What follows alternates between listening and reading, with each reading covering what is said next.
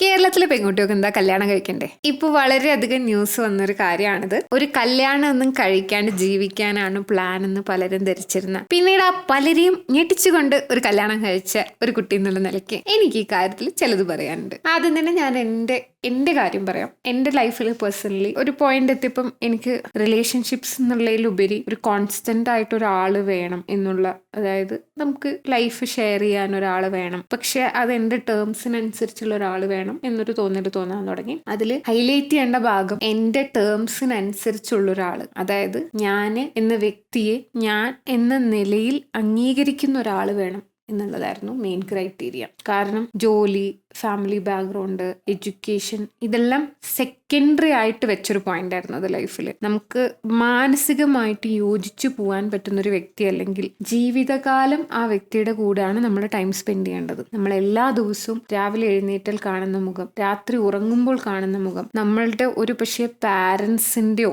അല്ലെങ്കിൽ നമ്മുടെ സഹോദരങ്ങളെക്കാളും കൂടുതൽ നമ്മൾ ടൈം സ്പെൻഡ് ചെയ്യാൻ പോകുന്നത് ഒരു ട്രഡീഷണൽ സെൻസിൽ നിങ്ങൾ നോക്കുകയാണെങ്കിൽ ആ ഒരു വ്യക്തിയുടെ കൂടെയാണ്, ആ ഒരു കോൺട്രാക്റ്റിൽ നമ്മൾ എൻ്റർ ചെയ്ത് കഴിഞ്ഞാൽ മാരേജ് എന്നുള്ള. അപ്പം ഞാൻ എൻ്റെ ഹസ്ബൻഡിനെ കണ്ടെത്തിയത് മാട്രിമോണിയിൽ നിന്നാണ്. പുള്ളിയുടെ പ്രൊഫൈല് പുള്ളി തന്നെ ഉണ്ടാക്കിയ പ്രൊഫൈലായിരുന്നു, എൻ്റെ പ്രൊഫൈല് ഞാൻ തന്നെ ഉണ്ടാക്കിയ പ്രൊഫൈലായിരുന്നു. അത് വളരെ വലിയൊരു പോസിറ്റീവ് ആയിരുന്നു എന്നെ സംബന്ധിച്ച്. പിന്നെ എനിക്കെന്ന് പറഞ്ഞാൽ ഒരു മാരേജ് എന്ന് പറയുമ്പോൾ ഓരോരുത്തർക്കും ഒരു വിവാഹത്തിൽ നിന്നും വേണ്ടത് വ്യത്യസ്തമായ കാര്യങ്ങളാണ്. അത് ഓരോരുത്തരുടെയും കാഴ്ചപ്പാട് അനുസരിച്ചിരിക്കും. ആ കാഴ്ചപ്പാട് ഒത്തുപോകുന്നവർ മാത്രമേ കല്യാണം കഴിക്കാൻ പാടുള്ളൂ എന്നുള്ളതാണ് എനിക്ക് തോന്നിയിട്ടുള്ള ഒരു കാര്യം. എനിക്കുള്ള കുറെ നെഗറ്റീവ്സ് അതെന്റെ ഹസ്ബൻഡിനും ഉണ്ടായിരുന്നു. അതുകൊണ്ടാണ് ഞാൻ ആളെ മേജർലി കല്യാണം കഴിച്ചത്. എപ്പോഴും ഒരു കല്യാണം എന്നുള്ള ഒരു രീതിയിലേക്ക് പോകുമ്പോൾ ആൾക്കാർ നോക്കുക നല്ല പയ്യനാ അല്ലെങ്കിൽ നല്ല കുട്ടിയാണ്, നല്ല പെൺകുട്ടിയാവും, തങ്കം പോലത്തെ പെൺകുട്ടിയാണ്. പക്ഷെ നന്മ എല്ലാവരിലും ഉണ്ടാവും. പക്ഷെ ഒരാൾക്കാരുടെ മോശം ആട്രിബ്യൂട്ട്സ് എപ്പോഴും നമുക്ക് മാച്ച് ആയിക്കൊള്ളണമെന്നില്ല. ഇപ്പം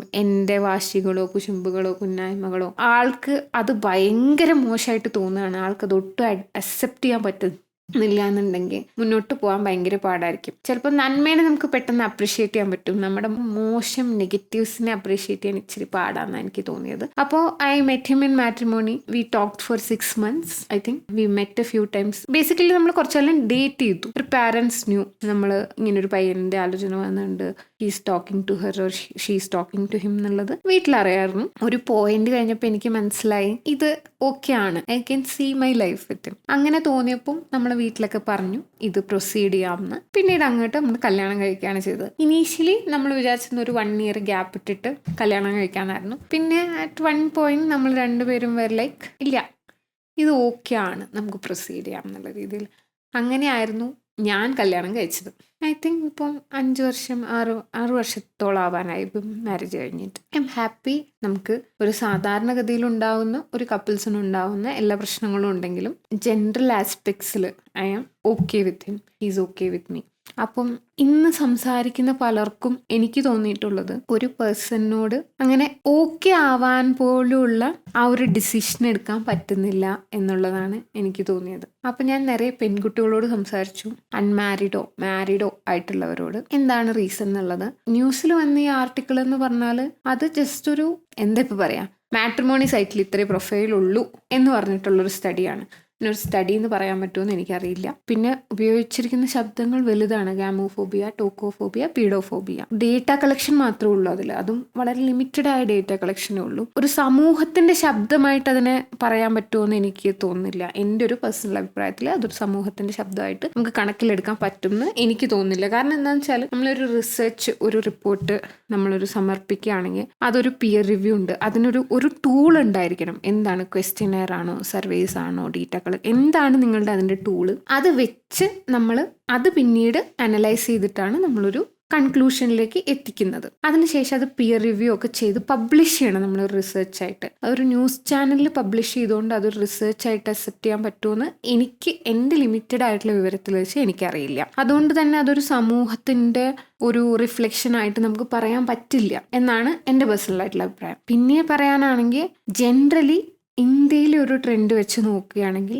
എൻ്റെ ഒരു അറിവ് ശരിയാണെങ്കിൽ ഓൾമോസ്റ്റ് 19 to 20% മില്ലേനിയൽസിന് കല്യാണമോ കുട്ടികളോ താല്പര്യമില്ലാത്ത, ഇതിലേതെങ്കിലും ഒന്ന് താല്പര്യമില്ലാത്ത ആളുകളാണ്. അപ്പം ആ ഒരു ട്രെൻഡ് ഒരു സൊസൈറ്റി എന്നുള്ള നിലയിൽ നമ്മുടെ സൊസൈറ്റിയിലും റിഫ്ലക്റ്റ് ആവുന്നുണ്ട്. ഞാൻ സംസാരിച്ച സ്ത്രീകളിൽ പലർക്കും മാട്രിമോണി എന്നുള്ള സ്ഥലത്തിനോട് വലിയ താല്പര്യമില്ല.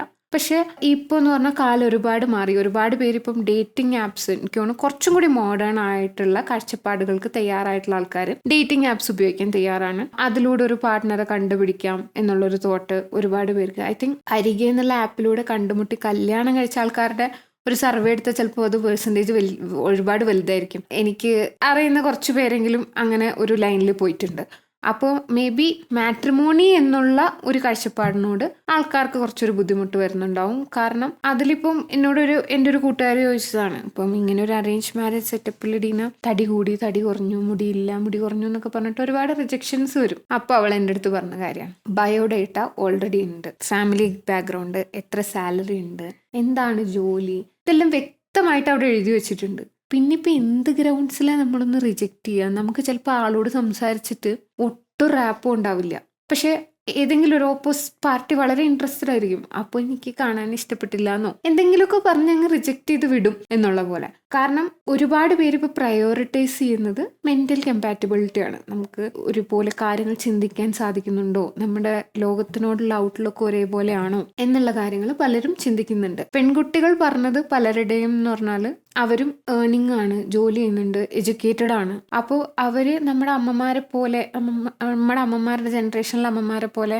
അവർക്ക് അങ്ങോട്ട് എല്ലാ വീട്ടുപണിയും ഒരു സ്ത്രീയുടേതാണെന്നുള്ള കാഴ്ചപ്പാടുള്ള ആൾക്കാർ, അല്ലെങ്കിൽ സ്ത്രീ എന്ന് പറയുമ്പോൾ ഇന്നൊരു വരയിൽ നിൽക്കണം എന്നുള്ള കാഴ്ചപ്പാടുള്ള ആൾക്കാർ പുറമേ വളരെ മോഡേൺ ആണെങ്കിലും ഉള്ളിൽ അങ്ങനെയുള്ള ഒരാളെ താല്പര്യമില്ല എന്നാണ് ഞാൻ സംസാരിച്ച ഒരുവിധം കുട്ടികളൊക്കെ പറഞ്ഞത്. പിന്നെ മെന്റലി കമ്പാറ്റബിൾ അല്ലെങ്കിൽ ഒരു ഏജ് കഴിഞ്ഞാൽ, അതായത് ഇപ്പോൾ നമ്മളൊരു 30 ഒക്കെ കിടക്കുമ്പോഴത്തേനും പിന്നീടുള്ളൊരു ഇതാണ് പ്രായമായി ഇനി കിട്ടുന്നവനെ പിടിച്ച് കെട്ടുക എന്നുള്ളത്. അങ്ങനെ ഒരു കോംപ്രമൈസിന് ആൾക്കാർ ഇൻ ജനറൽ തയ്യാറല്ല എന്നുള്ള പോലെയാണ് ആൾക്കാർ പറഞ്ഞത്. പിന്നെ എഡ്യൂക്കേറ്റഡും ജോലിയും ഉണ്ടെങ്കിൽ അവർക്കൊക്കെ ഹസ്ബൻഡ് ആവാൻ ഇപ്പോൾ ഒരു ആലോചന വരുന്ന അല്ലെങ്കിൽ ഒരു പ്രോസ്പെക്റ്റീവ് മാച്ച് അവരുടെ സ്ഥലത്തേക്ക് റീലൊക്കേറ്റ് ചെയ്യാൻ ഒരുപാട് പേർക്ക് താല്പര്യമില്ല. കാരണം അവരിപ്പോൾ നിൽക്കുന്ന സ്ഥലത്തൊരു നല്ല ലൈഫും ജോലിയും കാര്യങ്ങളും ഒക്കെ ഉണ്ട്. അപ്പം അതിന്ന് പുറത്തേക്ക് പോയിട്ട് ഔട്ട് ഓഫ് യുവർ വേ പോയി അവിടെ പോയി സെറ്റിൽ ആവുക, അങ്ങനത്തെ കാര്യങ്ങളൊക്കെ കുറച്ച് ഭയമുള്ളവരുണ്ട്. പിന്നെ സംസാരിച്ച പലരും പറഞ്ഞത്, ഒന്ന് ബ്രോക്കൺ മാരേജസിലുള്ള കുട്ടികൾ,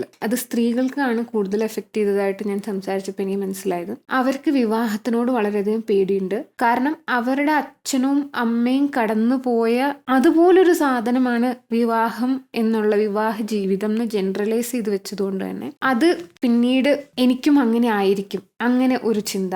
അല്ലെങ്കിൽ വളരെ പോസിറ്റീവ് ഔട്ട്ലുക്ക് ഉണ്ടായിട്ട് ഒരു ബെസ്റ്റ് ഫ്രണ്ടോ ഒരു സഹോദരിയോ ഒക്കെ കല്യാണം കഴിച്ചു കഴിഞ്ഞിട്ട് അവരുടെ ലൈഫ് കണ്ടിട്ട് അവരുടെ ഹസ്ബൻഡ്സ് മേ ബി അവർക്ക് കമ്പാറ്റബിൾ അല്ല, അല്ലെങ്കിൽ വൈഫും ഹസ്ബൻഡും തമ്മിൽ കമ്പാറ്റബിൾ അല്ല എന്നുള്ളതുകൊണ്ട് വളരെയധികം ഡൗട്ട്ഫുൾ ആയിട്ട് എനിക്കും ഇനിയിപ്പോൾ ഇങ്ങനെ ഒരാളെയാണ് കല്യാണം, നമുക്ക് എത്ര പറയാൻ പറ്റും, എത്ര അറിയുന്നുണ്ടെങ്കിൽ എത്ര ഉറപ്പിച്ച് പറയാൻ പറ്റും, അതുകൊണ്ട് ഞാൻ പേടിയാണ് എനിക്ക് കല്യാണം കഴിക്കാൻ എന്ന് പറയുന്ന കുറേ കുട്ടികളുണ്ട്. ഒറ്റയ്ക്ക് ജീവിച്ചാലും വേണ്ടില്ല, കഷ്ടപ്പെട്ട് ജീവിക്കാൻ വയ്യ, അങ്ങനെ ചിന്തിക്കുന്ന ഒരുപാട് കുട്ടികളുണ്ട്. പിന്നീട് ഇതെൻ്റെ ഒരു ഫ്രണ്ടിൻ്റെ കഥയാണ് കേട്ടോ. അപ്പം ആ പയ്യൻ ഒരു കുട്ടിയായിട്ട് വീട്ടിൽ നിന്ന് കല്യാണമൊക്കെ ആലോചിച്ച് കൊണ്ടുവന്നു.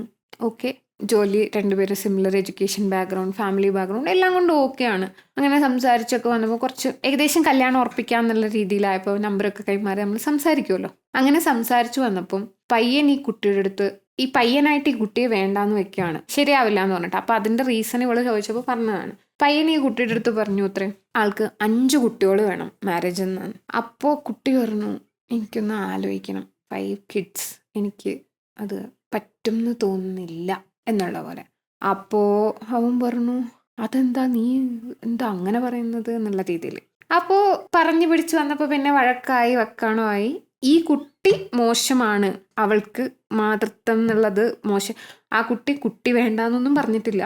ആ കുട്ടി പറഞ്ഞത് 5 കുട്ടികൾ മേ ബി കുറച്ചധികം വലിയ ഭാരമായിരിക്കും, എൻ്റെ ബോഡി അതിലൂടെ കടന്നു പോകണം 5 കുട്ടികൾ എന്നുള്ളൊരു വലിയ ഓർഡറിലൂടെ. അത് മേ ബി ഞാൻ ഇപ്പോഴേ ഇയാൾക്ക് ഇത്രയും കൺഫേം ആണ് 5 കുട്ടി വേണം എന്നുണ്ടെങ്കിൽ നമ്മൾ ഇത് റീതിങ്ക് ചെയ്യുന്നതായിരിക്കും നല്ലത് എന്നാണ് ആ കുട്ടി സംസാരിച്ചത്. അപ്പോൾ ആ പയ്യൻ അത് ഒട്ടും അംഗീകരിക്കാൻ പറ്റിയില്ല. അവള് ഭയങ്കര മോശക്കാരിയാണെന്ന് പറഞ്ഞു. എൻ്റെ അമ്മയൊക്കെ പ്രസവിച്ചതാണ്, ഐ തിങ്ക് ആൾക്ക് 3 സിബ്ലിങ്സ് എന്തോ ഉണ്ട്, അങ്ങനെ ഒരു ടോക്ക്.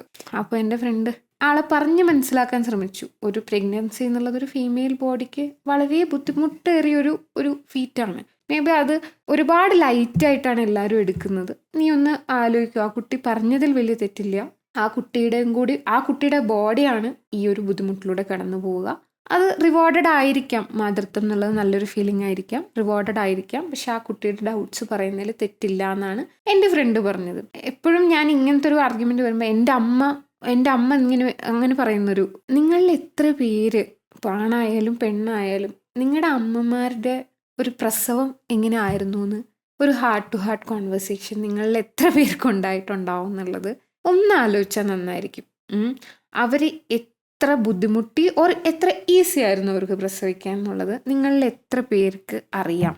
അവർക്ക് ടിയർ ഉണ്ടായിരുന്നു, അവരുടെ പ്രഗ്നൻസി ഒരു നോർമൽ ആയിരുന്നു, സിസേറിയൻ ആയിരുന്നെങ്കിൽ അതിനുശേഷം അവർ എത്ര കഷ്ടപ്പെട്ടു, നോർമൽ പ്രഗ്നൻസി ആണെങ്കിൽ അതിനുശേഷം അവർ എത്ര നാളെടുത്തു റിക്കവർ ചെയ്യാൻ. പ്രഗ്നൻസി എന്നതിലുപരി പ്രഗ്നൻസി കഴിഞ്ഞിട്ടുള്ളൊരു ഫ്യൂ മന്ത്സ് സ്ലീപ്ലെസ് നൈറ്റ്സ്, അത് നമ്മുടെ അമ്മമാരുടെ ജനറേഷനിൽ പലർക്കും ജോലി ഉണ്ടായിരുന്നു, അവർക്കൊന്നും പെട്ടെന്ന് ഒരുപാട് മെറ്റേണിറ്റി ലീവ് ഒന്നും കിട്ടുന്ന ജോലികളായിരിക്കില്ല, അവർക്ക് ഫാമിലിയുടെ സപ്പോർട്ട് ഉണ്ടായിരുന്നു, അവരെ എത്രത്തോളം കഷ്ടപ്പെട്ടു എന്നുള്ളൊരു കോൺവെർസേഷൻ വളരെ റെയറായിട്ടാണ് കുട്ടികൾ നമ്മുടെ അമ്മമാരോടോ അച്ഛന്മാരോടോ സംസാരിക്കാറുള്ളത്. അവരൊക്കെ വളർത്തിയല്ലോ നമ്മളെ, അവരൊക്കെ നമ്മൾ അങ്ങനെ പറയുന്നതിനേക്കാളും അവര് മെൻ്റലി ആൻഡ് ഫിസിക്കലി എത്ര നമുക്ക് വേണ്ടി സാക്രിഫൈസ് ചെയ്തു എന്ന്. ഇപ്പം നമ്മുടെ അമ്മമാരോട് പലപ്പോഴും ചോദിച്ചാൽ അവർ നമ്മളോട് പറയുന്നൊരു കാര്യമുണ്ട്, നിനക്കാവുമ്പോൾ നീ പഠിക്കും, ഞാനൊക്കെ അനുഭവിച്ചതേ. അപ്പം അതിൻ്റെ അർത്ഥം അവർക്ക് അത്രയും ബുദ്ധിമുട്ട്, അതായത് most of them have been in A loveless marriage four what past 20-30 years. ഭയങ്കര ബിറ്റർ ആയിരിക്കും, ചിലപ്പം തൊട്ടേനെ പിടിച്ചതിനൊക്കെ ചീത്ത പറയും. ഇതിൻ്റെയൊക്കെ ഒരു റൂട്ട് കോസ് ഉണ്ട്. അവരുടെ ഓപ്പറേഷനും അവർ കടന്നുപോയ ബുദ്ധിമുട്ടുകളും, മേ ബി അവരുടെ ഹസ്ബൻഡ്സിൻ്റെ സപ്പോർട്ടില്ലായിക്കോ, അല്ലെങ്കിൽ അവരുടെ ഹസ്ബൻഡ് സപ്പോർട്ട് ചെയ്താൽ അവരുടെ ഫാമിലിയുടെ സപ്പോർട്ട് ഇല്ലായിക്കോ, അല്ലെങ്കിൽ കുട്ടികൾ അൺഗ്രേറ്റ്ഫുൾ ആണെന്നുള്ള തോന്നലോ, എല്ലാം കൂടി ചേർന്നിട്ടുള്ള റിസെൻമെൻ്റ് ആണ് പലപ്പോഴും നമ്മുടെ അമ്മമാരുടെ പല പെക്യുലിയർ ചീത്തവിളികളും സ്വഭാവങ്ങളൊക്കെ ആയിട്ട് പുറത്തേക്ക് വരുന്നത്. അത് പലപ്പോഴും നമ്മൾ അണ്ടർസ്റ്റാൻഡ് ചെയ്യാണ്ട് അവരുടെ സാക്രിഫൈസസിനെയൊക്കെ ഒന്ന് വലിയതാക്കി പറയുന്ന ഒരു നേച്ചർ നമുക്ക് എല്ലാവർക്കും ഉണ്ട്. അപ്പം അതും ഒന്ന് അണ്ടർസ്റ്റാൻഡ് ചെയ്താൽ ബെറ്റർ ആയിരിക്കും. പെൺകുട്ടികൾക്ക് പെർട്ടിക്കുലർലി എനിക്ക് തോന്നിയത് ലാക്ക് ഓഫ് ഫ്രീഡം ഒക്കെ തോന്നുമോ എന്നുള്ള ഒരു പേടി, സെറ്റിൽ ചെയ്യാനുള്ള താല്പര്യമില്ലായക. പിന്നെ ഞാൻ സംസാരിച്ചത് കുറച്ച് ആൺകുട്ടികളുടെ അടുത്താണ്. അവർ പറഞ്ഞ മേജർ റീസൺ, ഇപ്പം മാട്രിമോണിയിലൊക്കെ ഒരു കുട്ടിയെ അപ്രോച്ച് ചെയ്യുമ്പം ആദ്യം നമ്മൾ സംസാരിക്കുന്നത് വളരെ സ്ട്രിക്റ്റ് ആയ ഒരു സെറ്റ് ഓഫ് പേരൻസിനോടാണ്. ആ പാരൻസിൻ്റെ എക്സ്പെക്റ്റേഷനും ക്രൈറ്റീരിയയും, എസ്പെഷ്യലി നമ്മളെ പാരൻസ് എത്ര പേര് ഇവിടെ കല്യാണം നോക്കിയിട്ട് അവരുടെ ഒരു സ്ഥിതി എന്താണെന്ന് എനിക്കറിയില്ല. പാരൻസ് നമ്മുടെ ഒരു സെലക്ഷൻ പ്രോസസ്സിൽ ഇൻവോൾവ് ആവുകയാണെങ്കിൽ അവരൊരു കല്യാണ ആലോചന വരുമ്പോഴേ അവരത് കല്യാണം എന്നുള്ള രീതിയിലാണ് അതിനെ നോക്കിക്കാണുന്നത്. ഇപ്പോൾ ഗേൾസിൻ്റെ പാരൻസ് ആണെങ്കിൽ ഒരു ബോയിനെ അവർ അപ്രോച്ച് ചെയ്ത് ആ ബോയ് അവർക്കുള്ള എല്ലാ ക്രൈറ്റീരിയ ഓക്കെ ആയി കഴിഞ്ഞാൽ അവർ വിചാരിക്കുന്നത് ഈ കല്യാണം ഉറപ്പിച്ചു. ഇതെല്ലാം കഴിഞ്ഞിട്ടാണ് ഈ കുട്ടിയുടെ അടുത്തേക്ക് കേസ് എത്തുന്നത്, ആ പയ്യനോടൊന്ന് സംസാരിക്കുന്നത്. ചിലപ്പോൾ കമ്പാറ്റബിൾ ആയിരിക്കില്ല ആ പയ്യനും. അങ്ങനെയാണ് ഞാൻ സംസാരിച്ച കുറച്ച് പേര് പറഞ്ഞത്. അവരും കമ്പാറ്റബിൾ അല്ല, ഇവരും ഇനിയിപ്പോൾ ഇത് പാരൻസ് എല്ലാം ഇത്ര ഇൻവോൾവ് ആവുന്നു. അപ്പം ഇന്ന് എങ്ങനെ തലയൊരെന്നറിയാത്തൊരു കേസ് ഒരുപാട് പേർക്ക് വരുന്നുണ്ട്. പിന്നെ ലൊക്കേഷൻ എന്നുള്ളൊരു പ്രിഫറൻസ് വലിയ ഇഷ്യൂ ആയിട്ട് ഒരുപാട് പേര് പറഞ്ഞു. അതായത് അവർക്ക് ഇപ്പോൾ കേരളത്തിൽ നിൽക്കുന്നൊരു പയ്യന് മേ ബി അവർക്ക് റീലൊക്കേറ്റ് ചെയ്യാൻ താല്പര്യമില്ലായിരിക്കും. പക്ഷെ അവർ ഉദ്ദേശിക്കുന്ന ഒരു എഡ്യൂക്കേഷൻ ബാക്ക്ഗ്രൗണ്ടോ അല്ലെങ്കിൽ ഒരു ജോലിയോ ഒക്കെ ഉള്ളൊരു കുട്ടി ചിലപ്പം വർക്ക് ചെയ്യുന്നത് ബോംബെയിലോ അല്ലെങ്കിൽ ബാംഗ്ലൂരോ ഹൈദരാബാദിലോ ഒക്കെ ആയിരിക്കും. ആ കുട്ടിക്ക് ഇങ്ങോട്ട് റീലൊക്കേറ്റ് ചെയ്യാൻ വയ്യ, ഇവർക്ക് അങ്ങോട്ട് റീലൊക്കേറ്റ് ചെയ്യാൻ വയ്യ. പണ്ടൊക്കെ ആയിരുന്നെങ്കിൽ സ്ത്രീകൾ ഒന്നും കൂടി സാക്രിഫൈസ് ചെയ്യായിരുന്നു, അവർ പയ്യൻ്റെ സ്ഥലത്തേക്ക് വരാൻ ഒന്നും കൂടി തയ്യാറായിരുന്നു. ഇപ്പം ആരും അങ്ങനെ തയ്യാറല്ല ഡീന, അങ്ങോട്ട് വരുമോ എന്നൊക്കെയാണ് ചോദിക്കുന്നത്. അപ്പോൾ നമുക്കിവിടെ നല്ലൊരു ജോലി, എല്ലാ ഫൂട്ടിങ്ങും ഉണ്ട്, വീട് ഇവിടെയാണ്. അപ്പോൾ നമുക്ക് പെട്ടെന്നൊരു റീലൊക്കേഷൻ പോസിബിൾ ആയിരിക്കണം എന്നില്ല. അപ്പം അവർ അവിടെ തന്നെ ഉള്ള ആൾക്കാരെ നോക്കി പോകുന്ന ഒരു വിഷയം. അങ്ങനെ ജിയോഗ്രഫി വലിയൊരു വില്ലനാണെന്നുള്ള പോലെയാണ് സംസാരിച്ചപ്പം. എനിക്ക് തോന്നുന്നു ബാങ്കിൽ ജോലിയുള്ളൊരു പയ്യൻ്റെ അടുത്ത് സംസാരിച്ചപ്പോൾ അവനും പറഞ്ഞത് ജിയോഗ്രഫി വലിയൊരു വിഷയമാണ്. കാരണം ഒരു ബാങ്കിലെ ജോലി എന്ന് പറഞ്ഞാൽ ട്രാൻസ്ഫേഴ്സ് കിട്ടിക്കൊണ്ടിരിക്കും. ഇപ്പോൾ ബാംഗ്ലൂരിലോ അല്ലെങ്കിൽ കൊച്ചിയിലോ ഒക്കെ IT ജോലി ചെയ്യുന്നൊരു കുട്ടിയെ സംബന്ധിച്ച് കുറച്ച് പാടായിരിക്കും ഇങ്ങനെ റീലൊക്കേറ്റ് ചെയ്യാൻ ഹസ്ബൻഡിൻ്റെ ഇതിനനുസരിച്ച്. അപ്പം അങ്ങനത്തെ ഇഷ്യൂസ് ഇപ്പോൾ പിന്നെ വർക്ക് ഫ്രം ഹോം ഒക്കെ കിട്ടുന്നതുകൊണ്ട് കുറച്ച് പേരെങ്കിലും കുറച്ചും കൂടി ഓപ്പൺ ആയിട്ടുണ്ട് എന്ന് പറയുന്നുണ്ട്. അങ്ങനെ ഒരു ഇഷ്യൂ. പിന്നെ വേറൊരാൾ പറഞ്ഞത് എന്താണെന്ന് വെച്ചാൽ കുറച്ച് കോൺട്രവേഴ്ഷ്യലാണ് കേട്ടോ. ആൾക്ക് ബാംഗ്ലൂരാണ്, ടിൻഡറും എല്ലാ ഡേറ്റിംഗ് ആപ്പിലൊക്കെ വളരെ സജീവമാണ്, അണ്ടർസ്റ്റുഡ് ആണല്ലോ. അപ്പം എങ്ങനെയായിരിക്കുന്നത്? അപ്പോൾ ആള് പറയാം, ഈ ബാംഗ്ലൂരിലെ പെണ്ണുങ്ങളൊക്കെ ഭയങ്കര മോശമാണ്, ഇനി ഞാൻ നാട്ടിൽ പോയി മാട്രിമോണി കയറി ചെറിയൊരു പെണ്ണിനെ കെട്ടട്ടെ എന്ന്. അവരൊക്കെ ആവുമ്പോൾ നല്ല ഡീസൻറ്റ് സ്വഭാവമായിരിക്കുന്നത്. അതായത് ആൾക്ക് ഇതെല്ലാം ആവാം, ആൾക്ക് കല്യാണം കഴിക്കാൻ കുറച്ചും കൂടി യങ്ങായ ഈ ഒരു ലോകത്തെ പറ്റി അറിയാത്തൊരു കുട്ടിയെ കല്യാണം കഴിക്കാനാണ് താല്പര്യം എന്നുള്ളത്. ഈ യങ്ങായ കുട്ടികളെ കല്യാണം കഴിക്കുമ്പോൾ വേറൊരു പയ്യൻ നേരിട്ട പ്രതിസന്ധി എന്താണെന്ന് വെച്ചാൽ പയ്യന്മാർക്ക് ഈ ചെറിയ പ്രായത്തില് കുറച്ച് ഫ്രീഡം ഉണ്ട്, അത് സത്യം തന്നെയാണ്. അപ്പൊ അവർക്ക് ഔട്ടിങ്ങിന് പോകാനോ അവര് കുറച്ചധികം എല്ലായിടത്തൊക്കെ പോയിട്ടൊക്കെ ഉണ്ടാവും. ഈ ഗേൾസിനോടെന്ന് പറഞ്ഞാൽ ഈ ചെറിയ പ്രായത്തിൽ തൊട്ടേ പറയാം, നീ കല്യാണം കഴിച്ചാൽ എന്താന്ന് വെച്ചായിക്കോ, നീ കല്യാണം കഴിച്ച ഭർത്താവിൻ്റെ കൂടെ എവിടെയോന്ന് വെച്ചാൽ പോയിക്കോ. ഓൾറെഡി ഒരു 32 ഇയേഴ്സ് ഓൾഡ് ആയിട്ടുള്ള ഒരാൾ ചിലപ്പം അയാളൊന്ന് സെറ്റിൽ ആവാനായിരിക്കും കല്യാണം കഴിക്കുന്നത്. അവനിപ്പം എങ്ങോട്ടും ട്രാവൽ ചെയ്യാനോ ലോകം കാണാനോ, കാരണം അവനെല്ലാം കണ്ടു. അവന് കുറച്ചധികം കാലം ഏർണിങ് ഒരു 25 ഏൺ ചെയ്യാൻ തുടങ്ങിക്കഴിഞ്ഞാൽ അവൻ്റെ ഫ്രണ്ട്സിൻ്റെ കൂടെ പുറത്തിറങ്ങിയിട്ടും കറങ്ങിയിട്ടും നടന്നിട്ടും ഒക്കെ അത്യാവശ്യം ലോകം കണ്ടു. പക്ഷെ ഒരു 24 ആയിട്ടുള്ളൊരു കുട്ടി എന്ന് പറയുമ്പോൾ ജസ്റ്റ് ഔട്ട് ഓഫ് കോളേജ്, ആ കുട്ടിക്ക് എന്ന് പറഞ്ഞാൽ വീട്ടിൽ നിന്ന് എവിടെയും വിടില്ല. അപ്പൊ ആ കുട്ടി എക്സ്പെക്ട് ചെയ്യുന്ന ഒരു കല്യാണം കഴിഞ്ഞിട്ട് വേണം എനിക്ക് കറങ്ങാൻ. അപ്പൊ അങ്ങനെ ഒരു ഇമ്മച്യൂർ ആയിട്ടുള്ള ഒരു കുട്ടീനെ കല്യാണം ഇമ്മച്യൂരിറ്റി എന്ന് നമുക്ക് പറയാൻ പറ്റില്ല, പക്ഷെ ഇത് അവരുടെ ടെർമിനോളജിയാണ്. അപ്പോൾ അങ്ങനെ ഒരാളെ കല്യാണം കഴിച്ചു കഴിഞ്ഞാൽ ഞാൻ പെട്ടുപോകും എന്നുള്ളൊരു കാഴ്ചപ്പാട്. അപ്പോൾ ഒരു ഡിസ്കണക്റ്റ് ഉണ്ട്. മേ ബി അതൊരു ജനറേഷൻ ഗ്യാപ്പും കൂടി ആയിരിക്കാം. അത് വലിയ രീതിയിലുണ്ട് എന്ന് തന്നെയാണ് എനിക്ക് തോന്നുന്നത്. പിന്നെ മോസ്റ്റ് ഓഫ് ദ ബോയ്സ് പറഞ്ഞത് പാരൻസിന്റെ ഇടപെടലും ഈ ഒരു ജിയോഗ്രഫിയാണ് കേട്ടോ. പാരൻസിന്റെ ഇടപെടൽ വരുമ്പോഴത്തേനും മേ ബി ഒരു ഫിൽറ്റർ, പാരൻസിന്റെ ഒരു ഫിൽറ്റർ കഴിഞ്ഞിട്ട് ആ കുട്ടീനോട് സംസാരിക്കാൻ പറ്റുള്ളൂ. മേ ബി അവർ നേരിട്ട് സംസാരിക്കുകയാണെങ്കിൽ അവർ വളരെ കമ്പാറ്റബിൾ ആയിരിക്കും. പക്ഷെ ഈ ഒരു ഇടപെടലൊക്കെ കഴിയുമ്പോഴത്തേനും ആ പ്രൊഫൈല് അങ്ങോട്ട് ആ കുട്ടിയുടെ അടുത്തേക്ക് എത്താണ്ട് തന്നെ റിജക്റ്റ് ആയി പോണ ഒരു സ്ഥിതി എന്നൊക്കെയാണ് ആൾക്കാർ പറഞ്ഞത്. അൾട്ടിമേറ്റ്ലി മാട്രിമോണി എന്നുള്ളതിനേക്കാളും മാട്രിമോണിയിലായാലും നിങ്ങൾ ഡേറ്റിംഗ് ആപ്പിലായാലും അതെല്ലാം നേരിട്ട് കണ്ടിട്ടായാലും ഒക്കെ കല്യാണം കഴിക്കുക എന്നുള്ളതിനെ പറ്റി ആൾക്കാർക്ക് കുറച്ചും കൂടി ഒക്കെ ഒരു സീരിയസ്നെസ് വന്നു എന്ന് തോന്നുന്നു. കല്യാണം കഴിക്കാൻ വേണ്ടി ആൺകുട്ടികളും പെൺകുട്ടികളും, ഇതിപ്പം പെൺകുട്ടികൾക്ക് മാത്രമായിട്ട് അങ്ങനെ ഒരു കാഴ്ചപ്പാടുണ്ടെന്ന് എനിക്ക് തോന്നുന്നില്ല. എനിക്ക് തോന്നുന്ന ആൺകുട്ടികളും പെൺകുട്ടികളും കല്യാണം കഴിക്കുകയാണെങ്കിൽ for the sake of marriage ഒരാളെ കല്യാണം കഴിക്കാണ്ട് ഇതൊരു ലൈഫ് ലോങ് കമ്മിറ്റ്മെന്റ് ആണ്, ഇത് കുറച്ചെങ്കിലും ഒക്കെ ഒന്ന് ചിന്തിച്ചെടുക്കേണ്ട കമ്മിറ്റ്മെന്റ് ആണെന്ന് ചിന്തിക്കാൻ തുടങ്ങി എന്നാണ് എനിക്ക് തോന്നിയത്. ഇനിയിപ്പം അങ്ങനെ അല്ല എന്നുണ്ടെങ്കിൽ പണ്ട് പുരുഷന്മാർ കല്യാണം കഴിക്കാണ്ടിരിക്കുമായിരുന്നു അങ്ങനെ ഒരാളെ കണ്ടുപിടിക്കാൻ പറ്റിയില്ലെങ്കിൽ. പക്ഷെ ഇന്ന് പെൺകുട്ടികളും ആ ഒരു ലീപ്പ് ഓഫ് ഫെയ്ത്തിന് ഒരു സിംഗിൾ യൂണിറ്റ് ആയിട്ട്, ഒരു ഫാമിലി യൂണിറ്റ് അല്ലാണ്ട് ഒരു സിംഗിൾ ആയിട്ടുള്ള ഒരു ഇതിൽ ഈ സൊസൈറ്റിയിൽ സർവൈവ് ചെയ്യാൻ എനിക്ക് പറ്റും എന്നുള്ളൊരു ധൈര്യം പെൺകുട്ടികൾക്കും വന്നു. അത് എല്ലാവർക്കും വന്നു എന്ന് പറയാൻ പറ്റില്ല. പിന്നെ നമ്മൾ കേൾക്കുന്ന കഥകളായാലും സ്ത്രീധന പീഡനം, ആ പീഡനം, ഈ പീഡനം എന്നൊക്കെ പറഞ്ഞ് കേൾക്കുമ്പോൾ സ്പെഷ്യലി യങ് ആയിട്ടുള്ള കുട്ടികൾക്ക് ഇതൊരു സ്കെയറി ആയിട്ടുള്ളൊരു കാര്യമായിട്ട് തോന്നാനുള്ള ചാൻസ് വളരെ കൂടുതലാണ്. അതുകൊണ്ട് ആ ഒരു മാറ്റം, ഓവറോൾ സമൂഹത്തിന് വന്ന മാറ്റം, പണ്ട് കാലത്തെന്ന് പറഞ്ഞാൽ ജസ്റ്റ് ഒരു ന്യൂസോ ന്യൂസ് പേപ്പറോ ഉണ്ടായിരുന്നുള്ളൂ നമുക്ക് വിവരങ്ങൾ അറിയാനായിട്ട്. ഇന്നെന്ന് പറഞ്ഞാൽ ഞാനൊരു വ്യക്തി, ഞാനൊരു യൂട്യൂബ് ചാനൽ തുടങ്ങി ഞാൻ ഈ കാര്യങ്ങൾ സംസാരിക്കുന്നു. അപ്പം ഇത്രയും പരന്ന പലരുടെയും ആശയങ്ങൾ നമ്മുടെ തലയിൽ കയറാനുള്ള സ്പേസ് ഇന്നത്തെ കാലത്തുണ്ട്. അത്രയും കാര്യങ്ങൾ നമ്മൾ അറിയുമ്പോൾ നമുക്ക് ഇൻഫർമേഷൻ്റെ ഒരു കൂടുതലും ഉണ്ട്. ഇൻ എ വേ അത്രയും കാര്യങ്ങൾ നമുക്ക് അറിയുമ്പം പേടിയുള്ളവരെ ഇനിയും പേടിപ്പിക്കാനും അതൊരു കാരണമാണ്. അപ്പോൾ ആൾക്കാർ ഒന്നും കൂടി ഇൻഫോംഡ് ആയി ഡിസിഷൻസ് എടുക്കാൻ തുടങ്ങി. ജസ്റ്റ് പാരൻസ് ഒരാളെ ചൂണ്ടിക്കാണിക്കുമ്പോൾ ആൾക്കാർക്ക് കല്യാണം കഴിക്കാൻ തലവെച്ചു കൊടുക്കാൻ അത്ര താല്പര്യമില്ലാണ്ടായി തുടങ്ങി എന്നുള്ളത് ശരി തന്നെയാണ്. പക്ഷേ അതൊരു ബ്ലാങ്കറ്റ് സ്റ്റേറ്റ്മെന്റ് ആയിട്ട് കേരളത്തിലെ എല്ലാ കുട്ടികൾക്കും ഗാമോഫോബിയോ അല്ലെങ്കിൽ ടോക്കോഫോബിയോ പീഡോഫോബിയോ ഒക്കെ ഉണ്ട് എന്നുള്ളത് അത് പറയുന്നത് വളരെ തെറ്റാണ്. പിന്നെ അൾട്ടിമേറ്റ്ലി കല്യാണം കഴിക്കേണ്ടവർക്ക് കഴിക്കാം. നല്ലൊരു വ്യക്തിയെ കല്യാണം കഴിച്ചു കഴിഞ്ഞാൽ നിങ്ങളുടെ ജീവിതം ഒന്നും കൂടി സ്മൂത്ത് ആവുകയാണ് ചെയ്യുക. എല്ലാ കാര്യങ്ങൾക്കും നിങ്ങളുടെ വേഴ്സ്റ്റിലും ബെസ്റ്റിലും നിങ്ങൾക്ക് നല്ലൊരു കമ്പാനിയനെ കിട്ടും. നിങ്ങൾക്ക് എപ്പോഴും സംസാരിക്കാനോ നിങ്ങളുടെ വിഷമങ്ങൾ പങ്കുവെക്കാനോ ഇനി നിങ്ങളുടെ സന്തോഷങ്ങൾ ഇരട്ടിയാക്കാനോ ഒക്കെ ഒരാൾ നിങ്ങളുടെ കൂട്ടിന് എപ്പോഴും ഉണ്ടാവും എന്നുള്ളത് നല്ല കാര്യമാണ്. പക്ഷേ ഇതേ സാധനം നമുക്ക് കമ്പാറ്റബിൾ അല്ലാത്ത ഒരാളാണെങ്കിൽ എന്നും വിഷമമായിരിക്കും, എന്നും മെൻ്റൽ ഹെൽത്ത് ഇഷ്യൂസ് ആയിരിക്കും, എന്നും തെറപ്പി ആയിരിക്കും. അപ്പോൾ കണ്ടറിഞ്ഞൊക്കെ ചെയ്യുക. മാരേജ് വേണം എന്നുണ്ടെങ്കിൽ കല്യാണം കഴിക്കുക, അതല്ല എന്നുണ്ടെങ്കിൽ സിംഗിളായിട്ട് ജീവിക്കുന്നതിലും തെറ്റൊന്നുമില്ലാത്തൊരു സമൂഹം, ഇത് അക്സെപ്റ്റ് ചെയ്യാൻ തയ്യാറാവുന്നൊരു സമൂഹം ആയിട്ട് മാറാൻ നമുക്ക് ശ്രമിക്കാം. Thank you. Please subscribe to my channel. By.